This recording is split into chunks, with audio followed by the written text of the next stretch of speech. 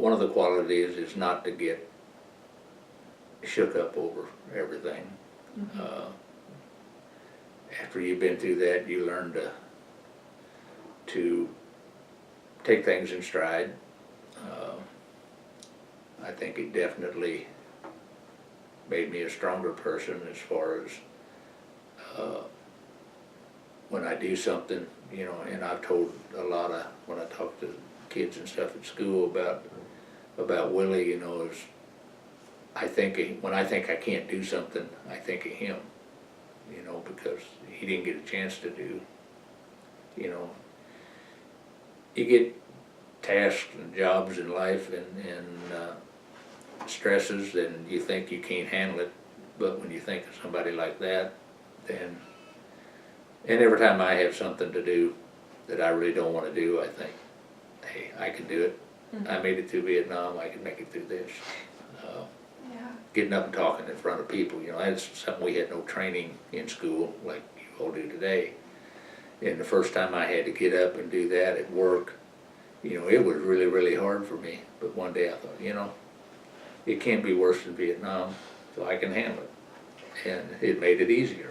Yeah. I still don't like doing that, but when I think of that, so I think just life in general, I think I have a better appreciation for life. I think I have I'm better able to cope with situations. Yeah, you sort of have a standard to compare things to. Yeah. And it definitely, you know, the military teaches you to follow orders. No matter, you know, sometimes I thought some of the orders were kind of stupid, but they were for a reason. And if everybody does their job, then, you know, more people survive. It's when somebody doesn't do their job, it gets other people killed. Yeah. And the same at work, you know, if you do your job, then everybody else does their job, then whatever you're doing is success. If some of the people don't do their job right, it's not a success. So there's a lot of lessons learned in the military. And I think it would be wise for all kids to spend 6 months to go through basic training and some kind of a skills training before they go on to college, because I think it gives you a better idea of what maybe you want to do in life. Yeah. And you know, not everybody's cut out for the military. Only 1% of the people go to the military now. My age, it was 10%. For one thing, they don't need as many. They don't fight wars the way they used to, thank God. So they don't need as many people, and they need a higher skill set. I mean, when I was growing up, if you got in trouble, they gave you that as a choice. You know, instead of going to jail, you could go to the military. Well, the military don't want those kind of people anymore. Yeah. They want highly skilled and professional people, just like businesses do. So I think it would be important for the military to test those. I mean, and I'm talking boys and girls both. I mean, there's a lot of, I don't necessarily think girls should be in the infantry, because it is a lot more strenuous on your body than a lot of people realize. But there are a lot of other things they could do. And even people that have physical defects, you know, if you had a bad knee, you might not have to go in the Army when they were doing the draft, but that don't mean you couldn't have went in the Army and done something in supply or clerical. You wouldn't have had to been in the infantry.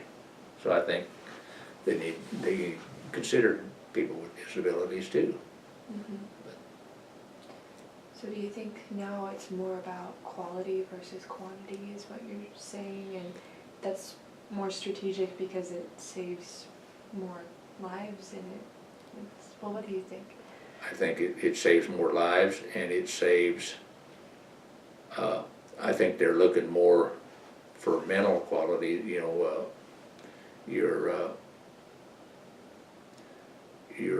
how smart you are. You know, Yeah. a lot of the weapons and equipment they got nowadays, a dummy like me You're not. couldn't operate, so, you know, they need good quality people. I heard something on the news yesterday that they're like 2/3 of the youth today would not qualify for military service Really? because a lot of it's physical. You know, a lot of kids are obese. A lot of it is they just don't have the education, the skill sets that the military wants. Wow. So the military pays a lot better now than they used to too. When I went in, I got $67 a month. Ooh. You thought it's not worth $67 a month? When I was in Vietnam, with the combat pay, you got hazardous duty pay, we got flight pay, I got a little over $300 a month, which I saved enough money in the 7 months I was over there, 8 months, to almost buy a new car. Wow. Of course, you can buy a new car then for $3,000, but you know, you had nothing to spend it on. So I had it all come home, except for a few bucks that I kept in case we got back in the base camp. I'd go to PX and stuff, but I think out of the $300 and some I got, I think I kept $40 and had the rest come home and go to Dad, and he put it in my savings account. So when I got out of the Army, I had enough money in my savings to buy a new car. And so Wow. I made up my mind when I was over there. They sent, you got the Stars and Stripes paper, and all the auto dealers and stuff would send advertisements in there because they knew these guys would want cars when they got out. But I remember seeing a 1969 Chevelle, red with a black vinyl top. I'd seen one of them in there, and I told them guys, told Willie and all them other guys, if I live through this, get out of this hellhole, I'm gonna buy me a new one. Buy me one when I get out. Did The you? day I got out of the Army, I bought one. So, That is something. I did. Oh. The day I got out, well, not the day, the next day, The next day. So, wow. I bought it. Do you still have it? No, I wished I did. Oh. I had it 3 weeks and I wrecked it. So I bought another one just like it. Took the insurance money, bought another one just like it. Had it for, well, I got it I met Lillian about 2 months after I got out of the Army. No, I wasn't, been about 2 months, a little less. But I bought the second one right about the time I met her. And then about 2 months after we got married, I wrecked it. Oh no. Guy pulled out in front of me when I was going home from work. And it didn't total it, but the General Motors was on strike and I couldn't get parts. And I had to have a car, so I ended up selling it to a guy that body shop, and took my money and went and bought another car. But I wished Joe had that car. It'd be worth some money today. Yeah. It'd be worth a lot more than my $3,000 I paid for it. It'd be really fun. $2,900 I think is what I paid for it. Wow. But I got one. I'm glad you did. I'm really glad you did. That's so cool. Let's see if there's anything else. So after you got out and you met your Lillian 2 months later? Yeah. Wow. What was that like? Well, when I got out, I thought, I'm just gonna party for a couple of years. I'm not gonna get serious about girls and all that. Yeah. Then I met her it was a blind date, that Dennis, my brother Dennis, Oh, really? and Carol. Dennis was going with Carol at the time. And he told me he wanted to go, he wanted to take Carol to the state fair, but she wouldn't go with him unless he found a date for Lillian. Oh. And so I said I would do it, and they told Lillian the same thing. And he told me that Lillian really wanted to go with him, but she wouldn't go as a third person unless she had a date too. And they told Lee the same thing, that I really wanted to go. And Oh, really? so we agreed to it, and we hit it off. So next weekend was, she worked at Von Hoffman Press. Mm-hmm. They both did, and the next weekend was their company picnic. So they were having barbecue and all that. So she invited me to that, and I thought, well, it'd be stupid to turn down that. Yeah. Free beer and free barbecue. So I went to that, and I guess that was it. We got hooked. So we kept dating and got married. So Aww. things work out for the best. Yeah, you've been hooked ever since. Yep. But I'm glad I didn't know her before I went over there. Yeah. I think of Willie so much, because he worried so much about his wife and his kids. Mm-hmm. And I seen other people that were married that were too worried about what went on at home, how things were at home, and they didn't concentrate on what they were doing a lot of times. And that got people, when you're in a situation like that, you have to be focused all the time, day and night. You can't be thinking about anything else. You can't be worried about anything else. And you let your guard down one minute and you don't see a trip wire or you don't see the signs of an ambush and that kind of things, and you get yourself killed and other people killed. So I really think that it's best for people to go into the military if they don't have a lot of Other attachments. yeah. And I think that's what's really hard with the war on terrorism, with these guys. They've sent some of these people over there 5 and 6 times. Most of them, they go as a unit. They're too attached to each other. They know each other's families back home, and I think it's really hard for them to go into that situation because they know their wife's at home with a little baby, and the kids are in school, and either she has to, or if it's her over there and he's back here, he's trying to juggle keep all the balls in the air, and I think it's too much of a distraction. In the first place, I don't see how they can go over there that many times, because after one tour in Vietnam, had I not been wounded seriously enough that I and could have went back, I don't know if they got me back over there. Yeah. So, I mean, it's rough, and I think asking people to go over there 4, 5, 6 times is too much. Yeah. Sounds pretty miserable. And that's the price you pay when you don't have a large military. We don't have near the people in the military we used to, so they got to keep rotating the same people. Yeah, they pay them better and all that, but it ain't all about the money. Yeah. A lot of them come back and mentally they can't adjust to civilian life. And I thank God that I've been able to adjust and deal with, like what we were talking earlier, there's some people that never adjusted. And but I think God took care of me there too, so. Yeah, that's true. I don't know any other way that you can adjust without. Yeah. So why do you think some people don't adjust? I mean, that's a really hard question, but do you have any ideas?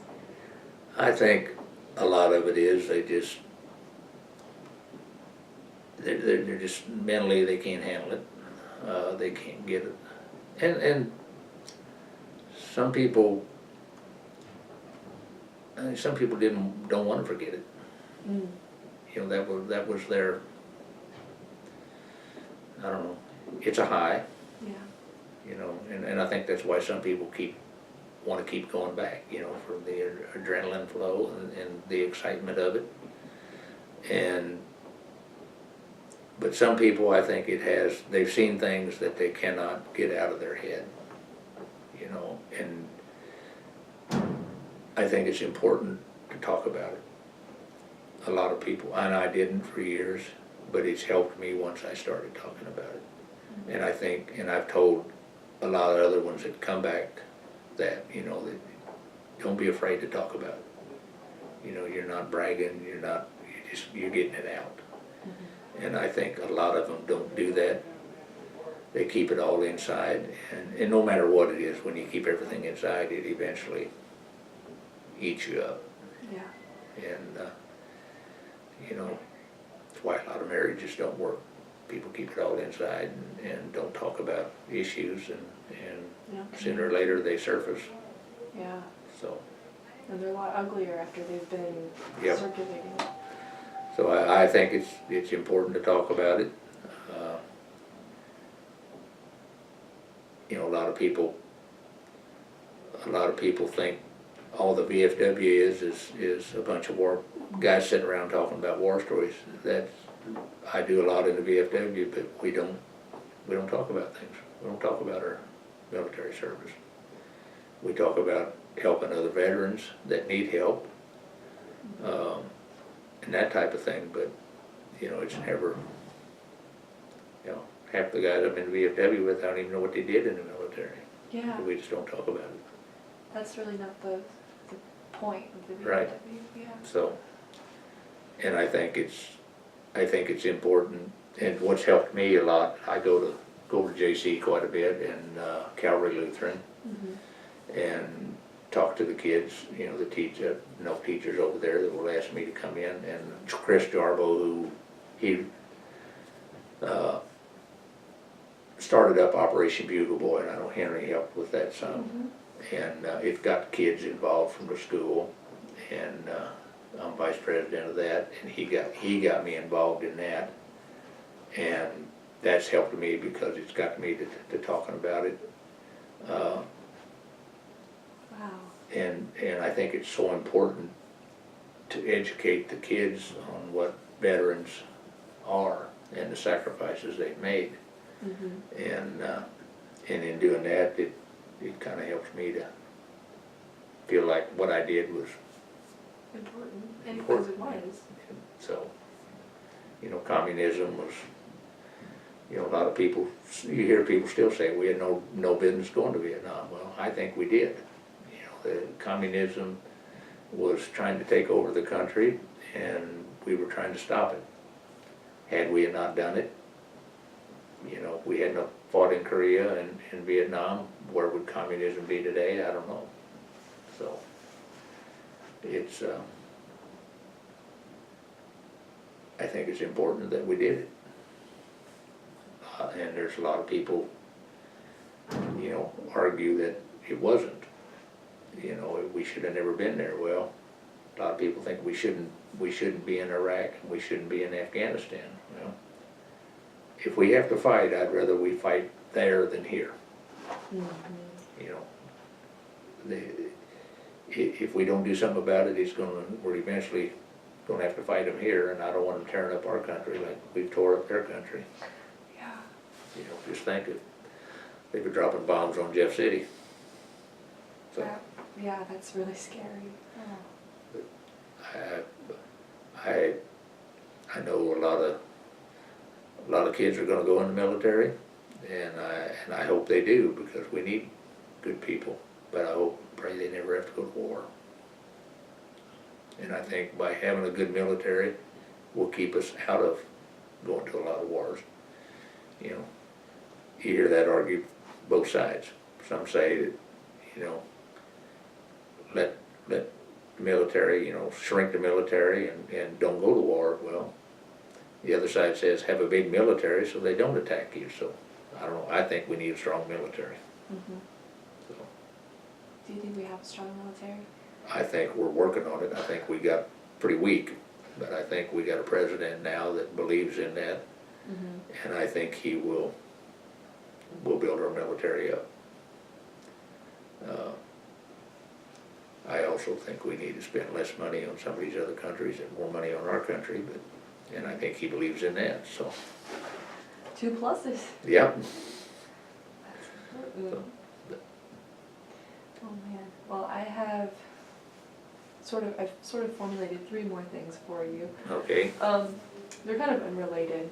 So the first one, I was thinking about, you said that your father fought in World War II, And for posterity, I know that when you were in Vietnam, that was about 25 years after World War II. So, what was it, was there any influence from World War II? Like the people that you met, were there people who had fought in that war? Or was the country still like hung up on World War II, and did that sort of carry over into Vietnam? Or I'm just sort of interested in how they relate. Well, a lot of the World War II people did not consider Vietnam a war Oh, because it wasn't big. yeah, You know, it's just one little country. yeah. For us, it was big, but you know, so a lot of the when we came back as from Vietnam, a lot of the World War II veterans didn't really think we were veterans. Oh, They didn't really think, you know. I mean, and I think that changed over time when they realized what we went through. But it wasn't big like Vietnam. And then same with Korea. You know, Korea was so close after World War II that a lot of the World War II people, especially the latter ones that went into World War II, ended up going to Korea also. But a lot of the older veterans, they never really looked at Korea as a war either, and didn't want to acknowledge it, that these guys had fought too. So in that respect, I think it wasn't looked at, Vietnam and Korea were not looked at as major wars. They were more little police actions, and for anybody that was there, it was a war. yeah. But Sounds like it. So thank you. Just, I thought that would be interesting for Yeah. posterity. This is awesome. My second unrelated question is, after you got out of the service and you got married, can you just sort of synopsize what the rest of your life has been? I mean, like what I did? Yeah, what'd you do? Well, I went back to work at Payway Feed Store for a short time, a couple years probably. Then I realized that I didn't want to carry feed sacks the rest of my life. I used a GI Bill, started going to Lincoln University some at night. Cool. But with kids at home and hogs and trying to go to school and work full time, I wasn't doing it justice at Lincoln, and I was studying computer programming. Oh, wow. And they dropped that over there after I was about a third of the way through. So, and I couldn't afford to go anywhere else to college, you know, time-wise and with all I had going on, so I just stopped going to school. And I quit Payway and started up a little business with a friend of mine. We cut grass and did landscaping for one summer. And then as soon as it got fall, I thought, I gotta have something. I could never be a salesman because I have to know what I have coming in. I can't live on a maybe. So I went to work I heard that Unilever was hiring. Oh. So I went to work over there at night, and then I was working for Wilson Produce during the day. So I was working 2 jobs. And then on Thanksgiving, the day before Thanksgiving, I don't remember what year it was, probably 74. And I lost both my jobs. I got laid off both of them same night, same day. Wow. So then I was really down. Yeah. So I thought, now what am I going to do? Got 3 little kids at home, and Hogs was making a little money, but not a lot. So I thought, so then next day, or the day after Thanksgiving, I heard about Modern Business Systems looking for a truck driver. So I didn't really want to go back to driving a truck, but I thought, that'd keep me by. So I went there, applied for the job, and then in January of '75 I started there. And I drove a truck for a couple of years, and then I went into the warehouse, and I just retired from there after 43 years. Wow. In last May. Fact is, they let me go, but because they wanted me to move to Dallas, and I didn't want to move to Dallas, so they retired me. Okay. But I worked for them, I drove truck, worked in the warehouse, became warehouse manager. Then I managed purchasing and distribution for several years. And then when they closed down everything in Jeff City, Modern Business sold out to Icon, and then Icon sold out to Rico. So over the years, I think it was probably around 2000 or so, they started downsizing everything in Jeff City and started consolidating. They had bought up all companies like Modern Business Systems all around the country, and they started consolidating all of them. And so they closed down the distribution center here in Jeff City, and closed down we had like 300 some employees here in Jeff City, and they closed that all down. And I started working in inventory control for them, managing 7 states out of Columbia office. And I did that for a couple months, and I hated driving to Columbia. And I asked him one day, I said, can I do this from home? Because when I'm not on the road, I was on the road about 50% of the time. Oh, and the other 50% I was sitting there answering the telephone and working on the computer. So I said, can I do this from home? And they said if I could get high-speed internet, they didn't care. So the last 14 years or so I worked from home. That's nice. And then they kept telling me, here I am sitting out here in a little old, my own office at my own home in McGirt, Missouri, managing 7 states, inventory for 7 states, and they keep thinking, they keep telling me I need to move. First they tried to get me to move to Kansas City, and I didn't do that, and good thing I didn't because the office closed. Then they wanted me to move to Denver. I didn't do that. Or no, then they wanted St. Louis, and I didn't do that. It finally closed up. Then they wanted Denver, and I didn't do that, and it closed up. Finally, they wanted me, kept hinting that I should move to Dallas. And then last March, they called me one day and said, we got a new director, and he says you have to be working out of this facility down here. And I said, well, let me think about it. So I was wanting to retire anyway, so I let them think about it for about a week, and then they called me and said we have to have an answer, and I said no, I'm not moving. I said all my family's here, my grandkids are here. I said I own property here. I said I'm not moving. And so about an hour later I got this email, and I opened it up, opened the attachment, and it was my 30 days notice. So oh wow. So I retired after 43 years. That's really and I'm cool. enjoying it. Good. So they treated me good. I had 43, I had a good career. There again, I think a lot of what I learned in the military helped me there, because I learned how to work hard. And then when things started going, we started computerizing things, then I thought, this is the way it's going to be. A lot of people were fighting it because nothing was on computers and everything was manual. All the invoices were typed manually, and I said, we gotta learn a computer. And some of the guys said, I ain't learning that crap. I said, well, you better. And so I worked on it at night. A lot of times I stayed there late at night and experiment with that computer and learn that computer. And I learned how to do a lot of stuff on there. That kept me employed. Wow. Because I adapted to it. And that's one thing that the military teaches you. You adapt to your situations. And so I was able to adapt and learn enough that I could stay ahead of the hounds and keep a job. Yeah. And so I had a good career there. Some good foresight. It definitely, some of the nights I sit there and I think, I'm never going to learn this, I'm never going to figure it out. But it eventually came to me. Keep banging your head against the wall long enough, then the light finally goes off, Something's gotta happen. Yeah.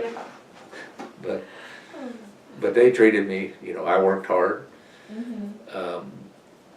I think I treated them very well, and I know they treated me very well. That's really good. So I left there, and my boss felt really bad about having to let me go, But you're I said, hey, don't worry about me, I'm happy. good. And Fact is, I didn't even know my boss. I'd worked for him for 5 years and had never met him. He was in Dallas, and then when we went to Austin last summer to meet Willie's wife and stuff, I stopped in Dallas and on the way back and met him. That's your old boss. Yeah, I think he was a little worried. I think he thought I might be coming in to shoot him or something. Oh no. He apologized again. I said, hey, I'm happy as the Lord. I said, I worked as long as I wanted to, and then y'all give me a 6-month severance package to leave. I said, life is good. So, That's really cool. yeah. So, and I email him once in a while just to see how it's going. But I knew some of the people that worked down there because I'd met them over the years in meetings and stuff. But so I got to see a lot of old friends and meet him. And Okay. so That sounds like a really eventful trip. it was Wow. a good trip. Good trip. So, Oh, I'm so glad that you got to do that. That's awesome. what's your next question? Well, why do you volunteer to, I know we've talked about this a little bit, but do you want to expand on that anymore? I don't know. I guess part of it is that I have to stay busy. You know, I really worry about, and I didn't retire. I could have retired several years ago and I didn't because I worried about, my friend that shot himself. Yeah, you didn't want to be there. I didn't want to have too much time to think about things. And so I think to ward off any thoughts like that, I stay busy. Yeah. I volunteer. My wife thinks I volunteer too much, but I do. I enjoy it. I just don't like to sit around and do nothing. I feel like I wasted a day. Like yesterday was so icky outside. And I ended up cracking walnuts most of the day, but I did something. Sounds like a Hentges mentality to me. I think that is somewhat a Hentges. I mean, I think Yeah. that was instilled in us. I mean, when I look at my dad, he always was doing something. Uncle Louis, I mean, he was always doing something. He was always doing something. I mean, it might not be a whole lot sometimes. You're piddling around and you wondered why. But, now that I'm retired, I really enjoy being able to go at stuff at my pace. Always before, I worked all day and then I worked all evening doing stuff I thought had to be done around the house or around the farm. And now I can do that at my pace. I don't have to feel like I gotta be out there doing something. But I do, I used to think, I'm gonna sit here and watch this football game. And I watch maybe 1/4 of it and I think, I need to be doing something. So I'll get up and go do something. Yeah.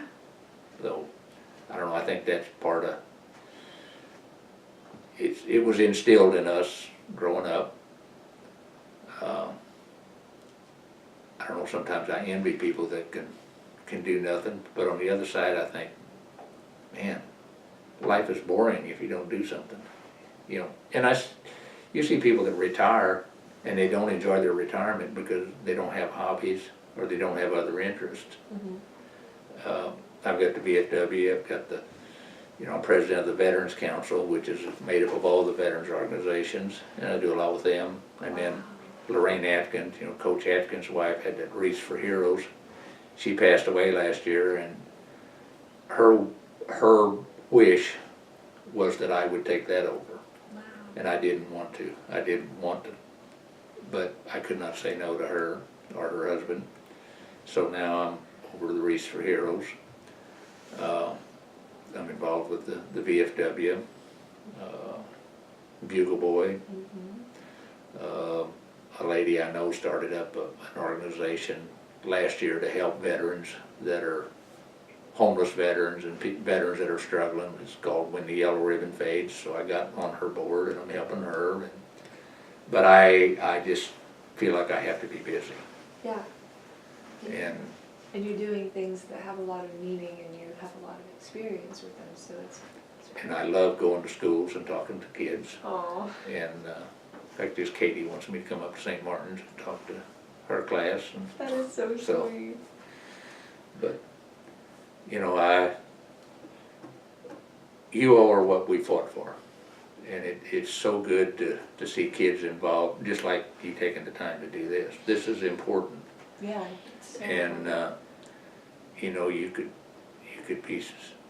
say, no, I don't want no part of it. But, you know, we fought so that you all would be free to do this, you know, for one thing. You know, to go to school where you want to, take the classes you want to. You know, and do what you want to on weekends within reason. Of course. What mom and dad approves Of and course. that type of thing. Yeah. But you still can, you know, you can go to movies, you can choose your friends, things like that. And, you know, in a lot of countries, kids don't get to do that. You know, they're told what they're gonna do. Yeah. They're told, you know, and they don't have the luxuries and the nice things that we have here, you know, the cell phones and the iPods and the ice cubes in their drinks and things like that, Yeah. so. Well, I really appreciate this because you're educating me, of course, and just helping me to build that appreciation, which I think it's invaluable. So I hope I've instilled something in you. I I think know so. you've had a good upbringing and you've got good parents, Yeah, I know. They're awesome. but, you know, and that's another thing that's so sad, that a lot of kids don't have good parents, Yeah. or two parents, Yeah. Oh. you know, and there's those so many of them. those things, they show up down the road, and so be thankful for what you have. And I know sometimes you probably think they're a little too strict, but They're very understanding. well, that's good. So, I think they're awesome. Okay, so is there anything else that you want to say for posterity? Anything on your mind? I don't think so, I don't think so. Covered all of our bases. I believe. I think that was great. So thank you so much for coming today. I greatly appreciate it. Not Just- in the shop. Just keep in mind, as you go through life, that, you know, you're gonna have good times and bad times, but think of all those that died for you. When things seem rough, just think of all of those people, and it'll get easier for you to do whatever you have to do, I guarantee it.